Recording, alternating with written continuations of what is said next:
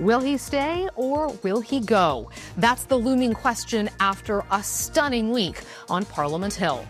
I'm Mercedes Stevenson. The West Block starts now. A Chrystia Freeland bombshell, an economic update, smashing fiscal guardrails, and a massive cabinet shuffle. It was, let's say, a memorable week in Ottawa, and we're still waiting for the other shoe to drop. Our reporter panel returns to discuss what could be next for Justin Trudeau. And we press the new Labour minister on why he believes Justin Trudeau needs to stay.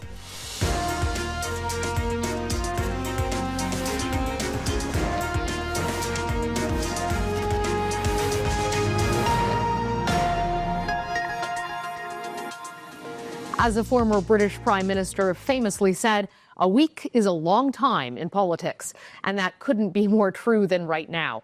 Last Sunday, we were looking ahead to the long overdue release of the fall economic statement, but on Monday, that all imploded. This is what we got from the finance minister instead.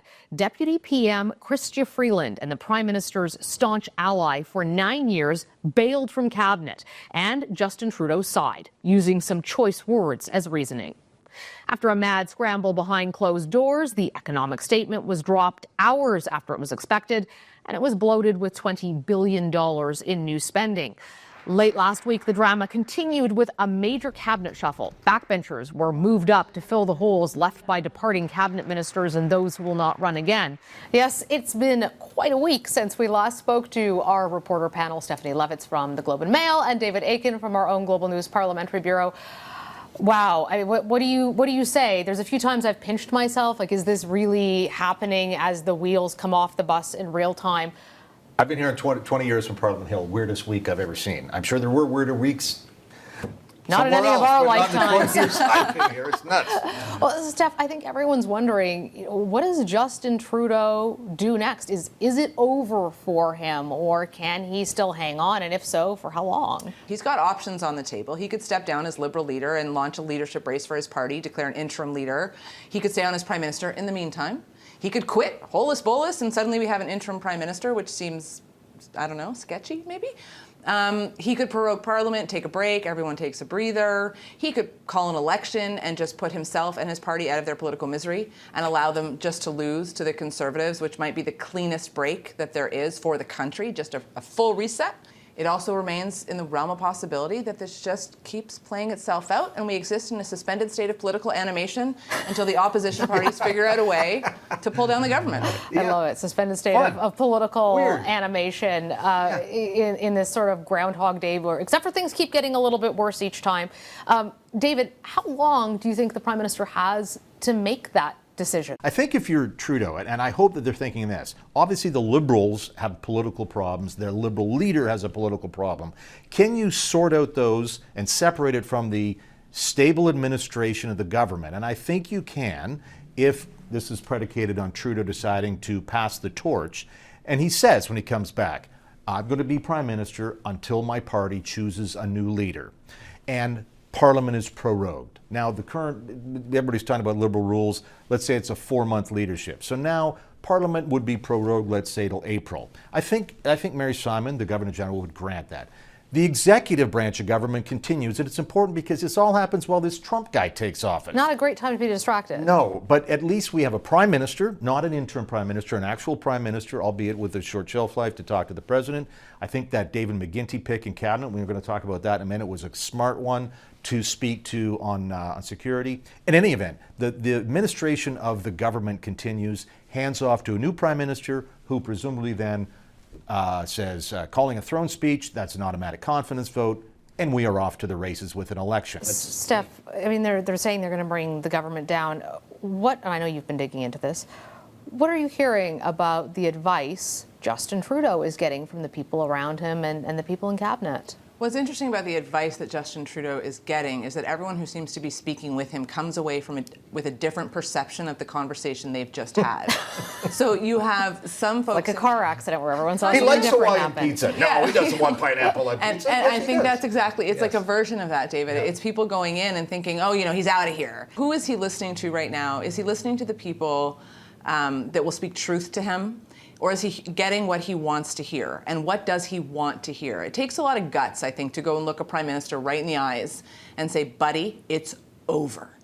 And there's a lot of people saying that publicly now. I mean, the number of MPs that are saying it is rising, it feels like by the hour, certainly through the week.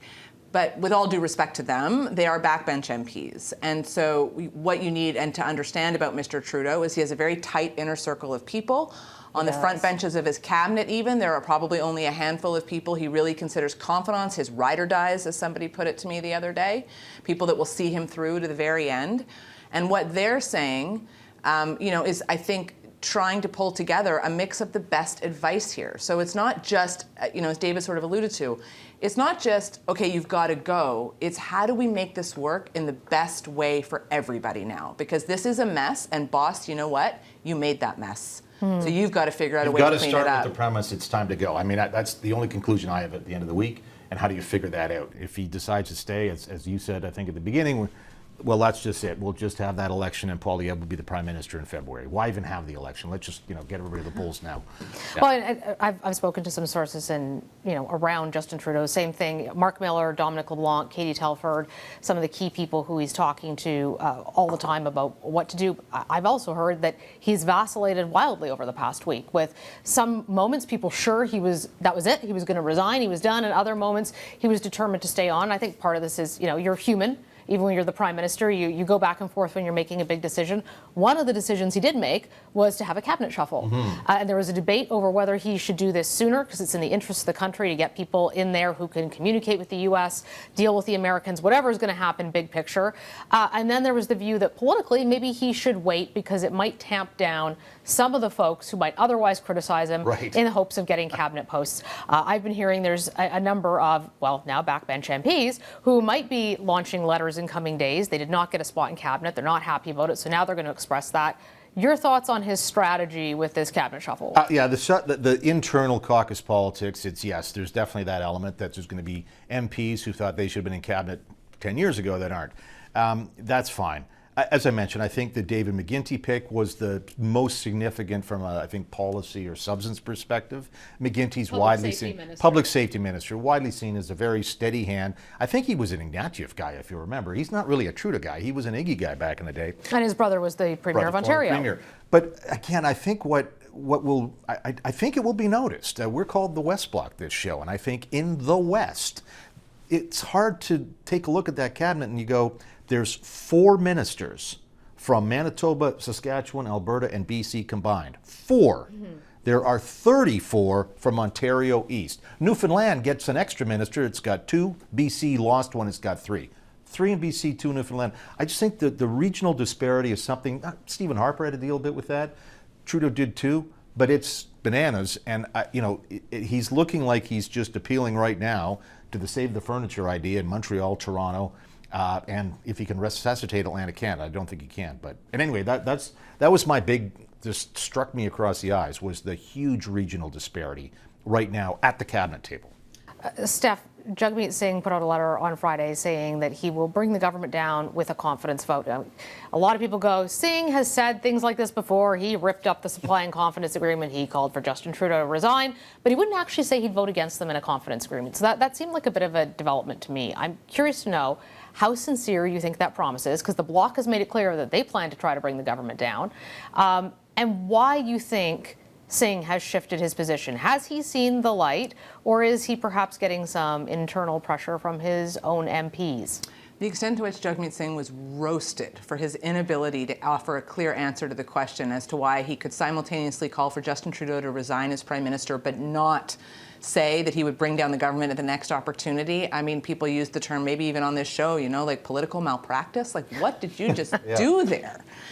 And so the pressure there was pretty immense. And, the Conservatives, just to make a point, the Conservatives have been beating the New Democrats over the head with this, right? This idea that they continue to prop up the government again and again and again and again. And at this stage in the game, you have to wonder why. There is no answer. They can't, with the current state of the Liberal Party being what it is, the obvious tensions between Freeland and Trudeau, the former Finance Minister Chrystia Freeland and Trudeau, over spending, this idea that the taps are running out, that we have to start focusing on America, the things that Jagmeet Singh was trying to wrest control over from the Liberal government, social programs, dental care, pharma, sorry, buddy, that's not going to be on the government's agenda anytime soon. So the leverage you were exerting is not going to be there. They're not going to cut those $250 checks that you asked for. And so at some point you have to say, okay, we're done. I think I'll just go back to previous minority parliaments that I've seen fall, and there's a jockeying for among the opposition parties to say the government fell on our motion. It was us who brought the government down.